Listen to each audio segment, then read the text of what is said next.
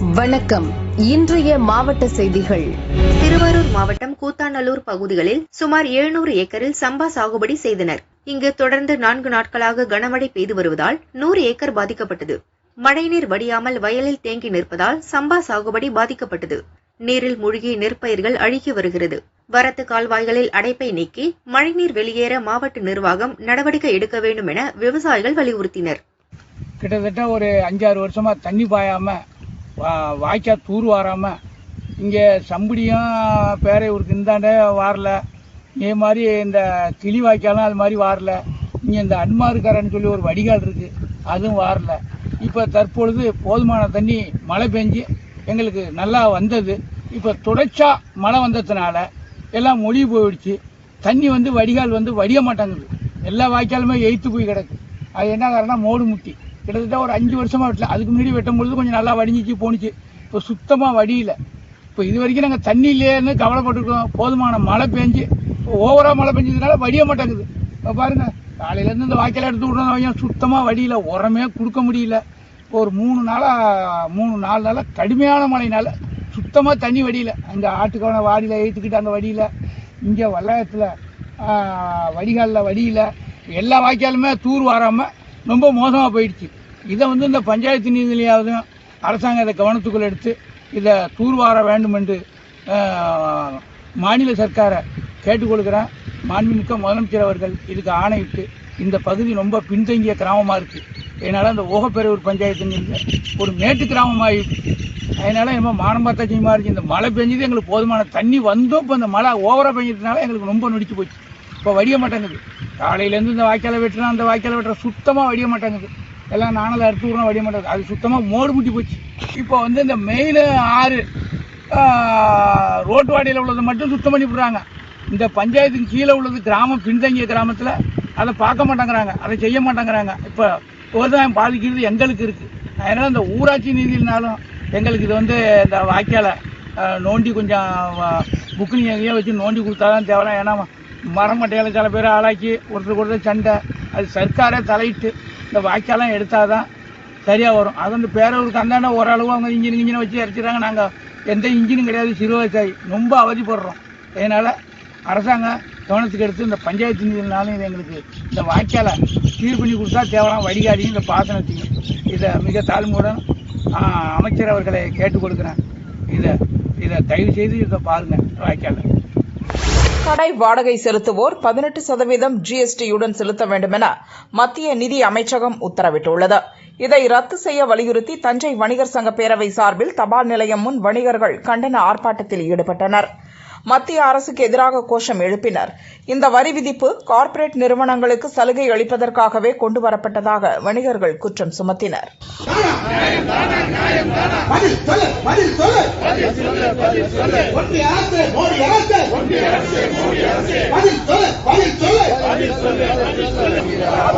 தஞ்சை மாவட்ட வணிகர் சங்க பேரவை நடத்துகின்ற ஆர்ப்பாட்டம் கடை வாடகைக்கு 18%,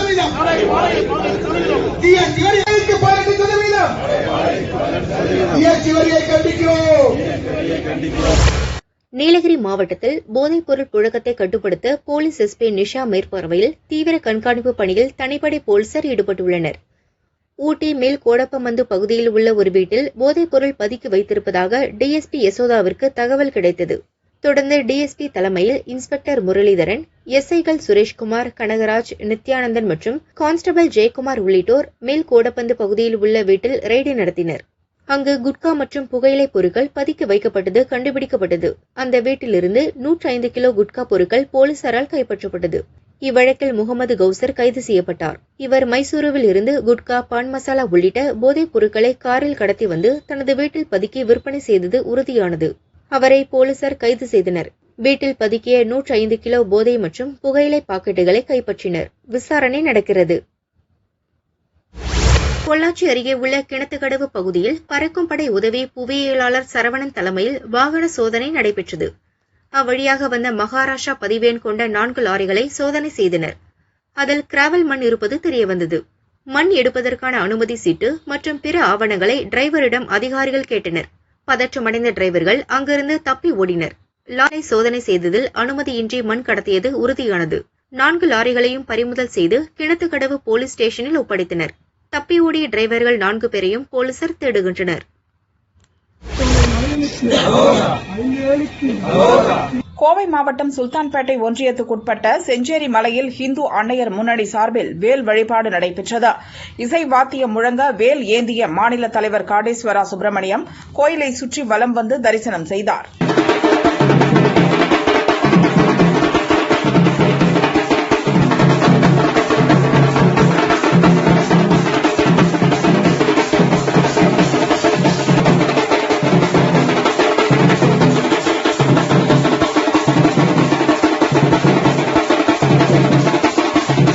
இந்து அன்னையர் முன்னணி வேல் வழிபாடு அப்படி போன ஆண்டு ஜனவரி 1ஆம் தேதி சென்னிமலையில் ஆரம்பித்து பழனியில வழிபாடோடு இந்த வேல் வழிபாடானது நிறைவு பெற்றது. இந்த ஆண்டு டிசம்பர் 25ஆம் தேதி திருப்பூர் கொங்கணகிரி அந்த முருகன் கோயிலில் ஆரம்பித்து திருப்பூருக்கு அருகாமை இருக்கக்கூடிய அழகுமலை முருகன் கோயில்ல அது நிறைவு பெறும் அப்படி யோசனை செஞ்சிருக்கோம். இதுக்கிடையில இந்த பகுதியில் இருக்கக்கூடிய கொங்கு மண்டலத்தில் இருக்கக்கூடிய முருகன் கோயிலுக்கெல்லாம் சென்னிமலை, சிவன்மலை, கைத்தமலை, இது மாதிரி பழனி, ஊதியூர், நேத்திக்கு மருதமலை, இன்றைக்கு இங்க செஞ்சேரி மலை, பச்சைமலை, பவளமலை, இப்படி எல்லா இதுலையும் போய் சாமிகிட்ட வழிபாடு இந்த வேலை வைத்து வழிபாடு செய்து 22ஆம் தேதிக்கு மேல இந்த பொதுமக்களுடைய வழிபாட்டுக்காக எல்லா ஒன்றியங்களுக்கும் போறதுக்காக முடிவு செஞ்சிருக்குது. ஒரு வாகனத்தில் வச்சு இந்த வேலானது அங்க போகும். இந்த வேலானது அதர்மத்தை அழித்து தர்மத்தை காப்பாற்றியது. பாதுவதத்திலிருந்து முருகன் இந்த வேலை பெற்று அதர்மத்தை அழித்தார். இந்த பயணமானது இந்த அதர்மத்தை கழிப்பதற்கு இந்த வேல் வடிவானது இந்து அன்னையர் முன்னணி சார்பில் நடக்குது. இந்த கோயில்ல குமரன் சிலையானது பின்னம் பெற்றிருக்குது. இந்த ஊர் மக்கள்லாம் அதை மாற்றணும், பரிகாரம் தேடணும், அப்படி தொடர்ந்து குரல் கொடுத்துட்டு இருக்காங்க. இருந்த அறநிலையத்துறையானது கவனம் கொடுக்கல. இதை உடனடியாக கவனம் கொடுத்து பார்க்கணும். இல்லைன்னா இங்க இருக்கக்கூடிய பக்கத்தில் இருக்கக்கூடிய கிராமங்கள் எல்லாம் திரட்டி இந்து முன்னணி சார்பில் மிகப்பெரிய போராட்டம் நடக்குன்னு இந்த நேரத்தில் இந்த பத்திரிகையின் வாயிலாக இந்த செய்தியை தெரிவித்துக் கொள்கின்றோம். சட்டவிரோதமாக இந்த பகுதியில் நிறைய சர்ச்சை இருக்குது. வாரத்தில் ஒரு பொதுக்கூட்டம் நடத்தி சென்னிமலையை கிறிஸ்தவ மலையாக மாற்றுவோம் அப்படி ஒரு அறிவிப்பு கொடுத்திருந்தாங்க. அந்த அறிவின் பலவாக அதுக்கு எதிர்ப்பு தெரிவித்து கிட்டத்தட்ட 50,000 மக்கள் ஒன்று கூடினாங்க. ஆனால் இங்க இருக்கக்கூடியது சட்டவிரோதமான சர்ச்சை அகற்ற வேண்டும். இந்த குமரனுடைய சிலையை பரிகாரம் தேட வேண்டும்.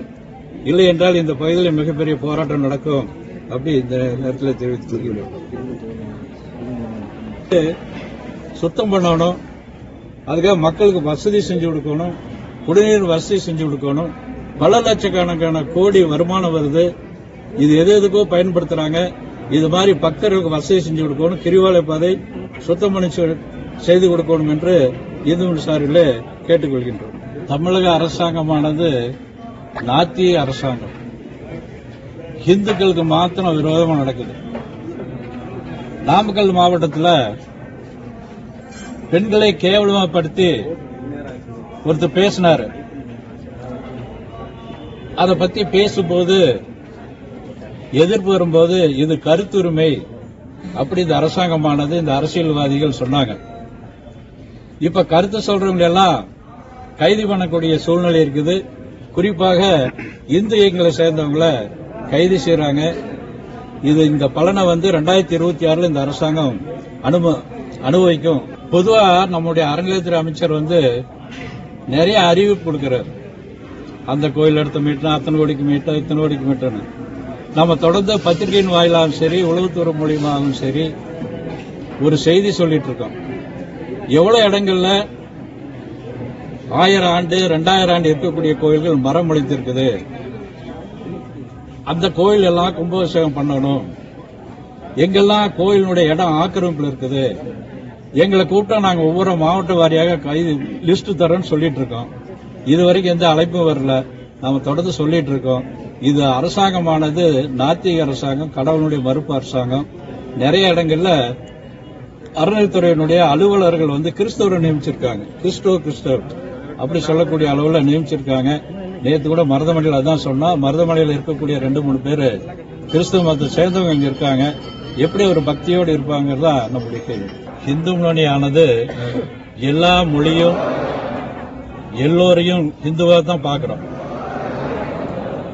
அவங்க அந்த தெலுங்கரை பத்தி தனியா சொல்லியிருந்தாங்கன்னா அது கண்டிக்கத்தக்கது. அதை இந்து முன்னணி கண்டிக்கின்றது. அதே நேரத்தில் அரசாங்கம் உடனடியாக கைது பண்ணதையும் நாம கண்டிக்கிறோம். சேலம் கீரிப்பட்டி பேரூராட்சி 7வது வார்டு திமுக கவுன்சிலர் ரெயின்போ கணேசன். இவர் 2023ஆம் ஆண்டு நரசிங்கபுரத்தைச் சேர்ந்த ஜெயக்குமார் என்பவரிடம் டிப்பர் லாரி மற்றும் பொக்லைன் வாகனங்களை மாத வாடகைக்கு எடுத்தார். வாகனங்களை குடியாத்தம் பகுதியைச் சேர்ந்த செந்தில் மற்றும் சக்திவேல் ஆகியோருக்கு உள் வாடகைக்கு விட்டு பணம் சம்பாதித்தார். கடந்த சில மாதங்களாக வாகன உரிமையாளர் ஜெயக்குமாருக்கு முறையாக வாடகை கொடுக்காமல் டிமிக்கு கொடுத்து வந்தார். இதுகுறித்து கேட்டபோது ஜெயக்குமார் மீது லாரி ஏற்றி கொன்றுவிடுவேன் என கணேசன் மிரட்டினார். ஆனால் வாடகை வாகன நிலுவை 17 லட்சம் ரூபாய் வரை தராமல் பெண்டிங் வைத்தார். அதைத் தொடர்ந்து வாகனங்களின் பதிவு எண்களை மாற்றி போலி ஆவணங்கள் தயாரித்து வாகனங்களை விற்க கணேசன் முயற்சி செய்தார். இதை அறிந்த ஜெயக்குமார் மல்லியக்கரை போலீசில் புகார் கொடுத்தார். போலீசார் விசாரணை நடத்தினர். மோசடி ஆசாமி கணேசன் குட்டு அம்பலமானது. அவர் மீது போலி ஆவணம் தயாரித்தல் உள்ளிட்ட 4 பிரிவுகளின் கீழ் வழக்கு பதிவு செய்து அவரை கைது செய்தனர். கணேசன் மீது ஏற்கனவே மண் கடத்தல், மது விற்பனை, மோசடி, கொலை வழக்கு உள்ளிட்ட வழக்குகள் பெண்டிங் இருப்பது குறிப்பிடத்தக்கது.